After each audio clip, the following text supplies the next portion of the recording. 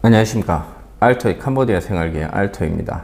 자, 오늘은 은퇴 이민에 대해서 얘기를 좀 나눠볼까 해서 카메라 앞에 앉았습니다. 이민은 여러 가지가 있잖아요. 그죠? 해외 사업을 하기 위해서 이민을 간다거나 아니면 부득이한 상황에 의해서 해외로 이주를 하게 되는 상황이거나, 제가 말씀드리고 싶은 부분은 좀 은퇴 이민이에요. 제가 생각하는 은퇴 이민은 한국에서 직장 생활하고 사회 생활하면서 수십 년 동안 사회나 회사에 공헌하고 가족에 헌신하면서 본인의 자아를 찾지 못했던 부분들도 있고 조금 아쉬웠던 부분들도 있고, 하고는 싶었으나 상황이 여의치 못해서 하지 못했던 것들을 이루기 위해서, 그 이룸을 보다 더 잘하기 위해서 은퇴 이민지를 선택을 하고 거기로 이주해서 보다 더 여유로운 삶과 노후 설계를 위해서 이렇게 나가는 거로, 이렇게 저는 생각을 해요. 단순한 그냥 일반적인 이민하고는 다른 것, 지금까지 살아오면서 노후에 보상을 받는다고 해야 되나? 그런 게 아마 은퇴 이민이 아닐까 생각을 합니다. 부부가 자녀도 다 키워놓고 회사나 이런 데서도 리타이어드 은퇴도 하고 사회 사업을 하셨던 어떤 상황이었던 간에 서로가 합의하에 나라를 선택하고 제2의 인생을 설계하는 것, 이게 은퇴 이민이 아닌가 저는 그렇게 생각을 합니다. 그래서 은퇴 이민지를 선택할 때 첫 번째 고려해야 될 상황들이 엄청 많지만, 그 중에 기본적으로 봤을 때 첫 번째, 일반적으로 은퇴를 하신 60대라든지 50대 사모님도 계실 거고 남편분도 있을 거고, 대부분이 이제 조금 연세가 좀 되시잖아요. 그죠? 건강, 헬스케어, 건강에 대해서 내가 케어를 할 수 있는 나라인가. 연세가 계신 분들은 보통 3대 질환이라고 그러죠. 혈압, 당뇨, 고지혈. 이 중에 보통 한두 개씩은 또 대부분 또 많이 가지고 있어요. 처방약을 다 드시거나 병원에 가서 정기적으로 건강검진을 받으실 수 있거나, 내가 가고자 하는 은퇴 이민지가 부담스럽지 않고 보다 쉽게 접근할 수 있는가, 그런 나라인가. 일반적으로 지금 예를 들어서 캄보디아만 예를 든다 보면 길 옆에 있는 병원인지 아닌지도 모르는 좀 시비한 상황인데, 그런 데 가서 또 케어를 받기엔 또 좀 그렇지 않습니까? 인터내셔널 하스피털 같은, 지금 보면 라따나 병원이라든지 이 나라에서 운영하는 거는 깔몇 정도 되나? 거기에서 내가 받을 의료 서비스 받기 위한 그 비용이 부담스럽지 않은가, 이런 부분들 엄청 중요하거든요. 캄보디아 같은 경우에는 이제 의료보험이 안 되잖아요. 사보험을 드신 분들도 있기는 하지만 의료보험 자체가 안 되기 때문에 대부분이 이제 캐시로 다 지불을 해야 됩니다. 다 케어 하시는데 내가 가지고 있는 캐시 플로우나 이런 게 크게 부담스럽지 않은가. 그다음에 치안, 안전 이런 부분들 당연히 중요하겠죠. 근데 캄보디아 같은 경우에는 다른 나라에 비해서 크게 위험하거나 그렇지는 않습니다. 치안 부분은 그냥 노멀합니다. 그 선택지를 또 선택할 때 두 번째가, 부부가 서로가 다 그 나라를 원해야 돼요. 남편분만 그 나라를 원한다거나 와이프분만 그 나라를 원한다면 한쪽은 상대적으로 스트레스를 너무 받게 돼요. 여기 들어와 계신 그 은퇴 이민 하시는 분의 사모님을 제가 만난 적이 있는데, 그분은 너무 스트레스를 받아요. 남편은 나가서 공치러 다니고 낚시하러 다니고 밖에서 술 마시고 늦게 들어오고 하는데, 사모님은 이제 집에만 계시다 보니까 점점 행동 반경도 줄어들고 의사소통 부분도 좀 그렇게 있으니 소극적으로 가면서 어느 날 갑자기 내가 왜 여기 와서 일하고 있냐, 이런 얘기도 많이 하시거든요.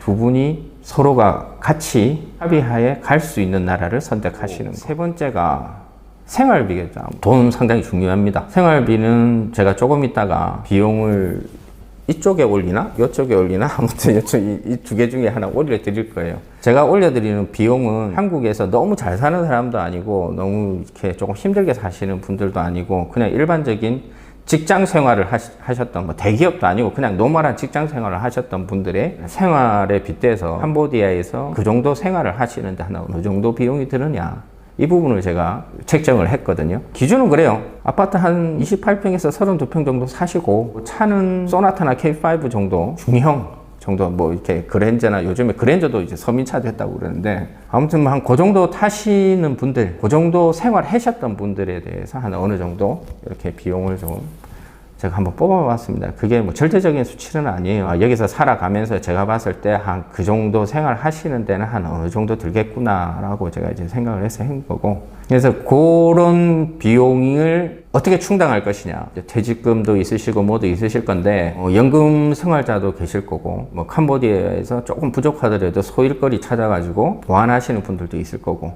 좋은 건 다 그거예요. 연금 생활자거나 임대 수익자. 왜냐하면 캄보디아에서 당장 와가지고 뭐 사업을 하거나 뭐 장사를 하거나 이게 쉽지는 않거든요. 이제 나중에 비용 보시고 그거는 좀 확인해 보시면 될 것 같고, 그 비용이 부담스럽지 않은가 본인한테 그거 한번 체크를 해 보셔야 될 겁니다. 서로가 의사소통이에요. 캄보디아라는 나라에 영어를 조금 하신다고 해도 처음 왔을 캄보디아에서 의사소통이 잘 안 되는 경우가 많아요.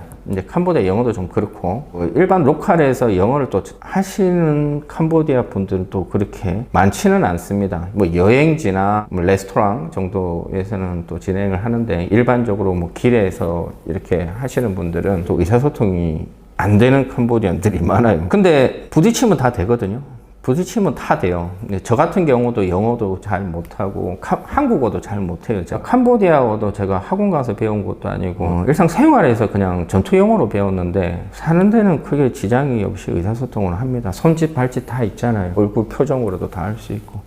근데 그렇게 하기 위해서는 조금 더 적극적인 마인드 있잖아요. 우리가 만나보면 좀 소극적이신 분들도 있고 조금 적극적이신 분들도 있고, 근데 소극적이신 분들은 점점 주눅이 들어서 집에서 또 잘 안 나오시려고 해요. 그럼 또 집에서 잘 안 나오시면 또 답답하고 우울증도 오고, 그래서 한 1, 2년 계시다가 아이고 왜 나는 못 있겠다 하고 이제 한국으로 가시는 분들이 있거든요.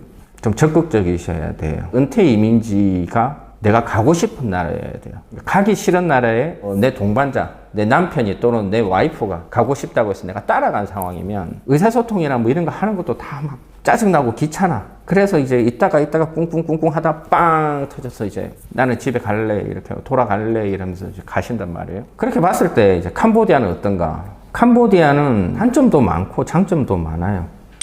뭐 단점이라고 보면 뭐 제가 얘기를 하는 것보다 뭐 오셔서 확인하시는 게 나을 텐데, 뭐 많이들 있죠.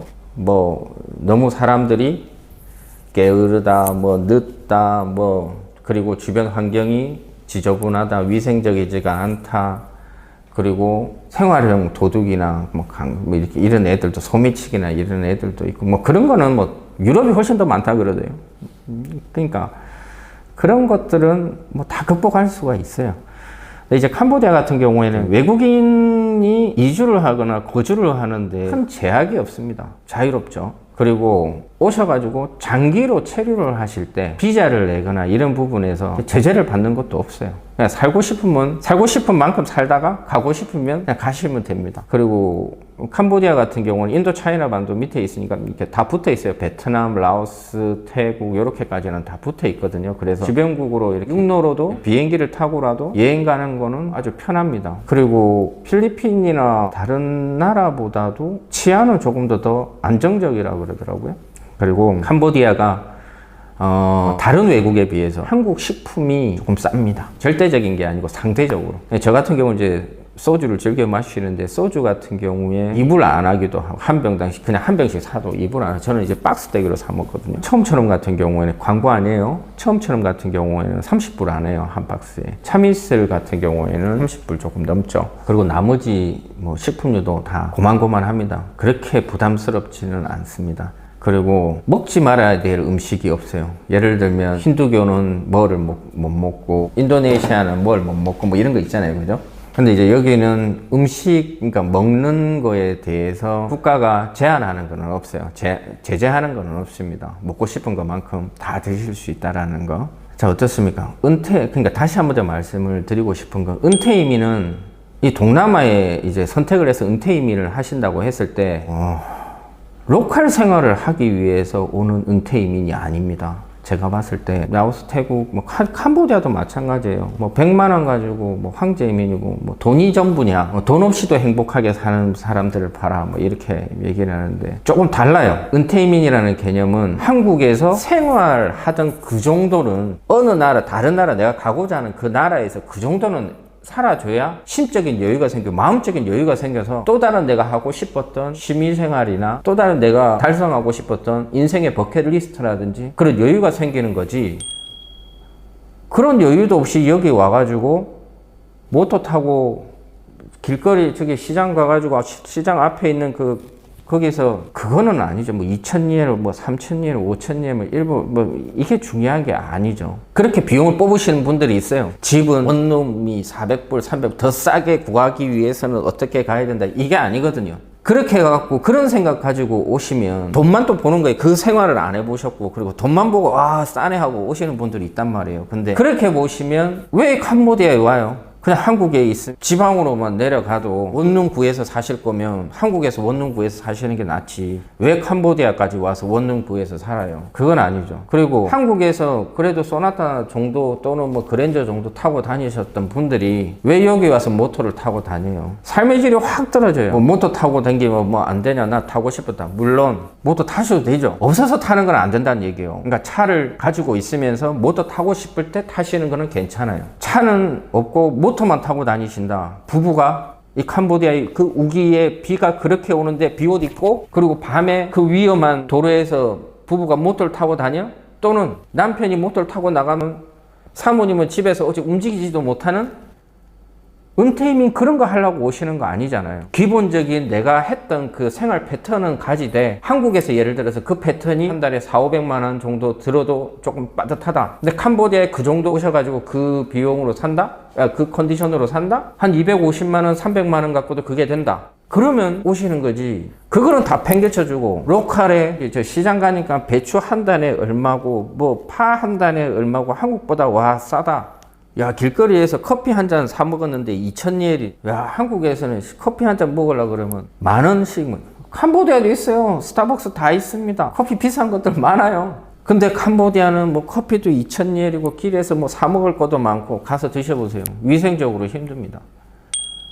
그 한번 잘못 먹고 진짜 장염이라도 한번 걸리면 3, 4일, 일주일 고생하거든요. 병원비만 더 많이 들어요. 그러니까 은퇴 이민은 다른 유튜버님들 얘기를 좀 해주셨으면 좋겠어요. 여기서 사시는 유튜버님들이나 베트남이나 태국에 사시는 분들도 그 영상 보고 그렇게 오시는 분들도 있어요. 조금은 은퇴 이민이나 일반 이민이나 해외 사업이나 이런 부분에서 계셔봤던 분들이 조금 더 좀 신중하게 말씀을 드리는 게 좀 낫지 않나, 저는 그렇게 생각을 합니다. 자, 내가 생각하는 은퇴 이민은 어떤 거다. 그리고 은퇴 이민을 선택해야 될 선택 사항은 어떤 거고, 캄보디아는 뭐 어떻다. 이런 부분들은 아주 짧게 간단하게는 짚어봤습니다. 이쪽인가? 이쪽으로 가야 돼. 이쪽으로 가야 황제 이민도 아니고, 제가 예전에 캄보디아에서 약국을 했어요. 그래서 우리가 캄보디아에 살 때 부부가 살려면 캄보디아에 50불씩 내고 사는 거다. 월세 내고 산다고 50불씩. 한국에서 쓰시던 건 가지고 오지 마세요. 이 세이브되는 돈으로 내가 하고자 했던, 한국에서 못 해봤던 그럼 버킷리스트를 이렇게 하나씩 Am I completely betrayed?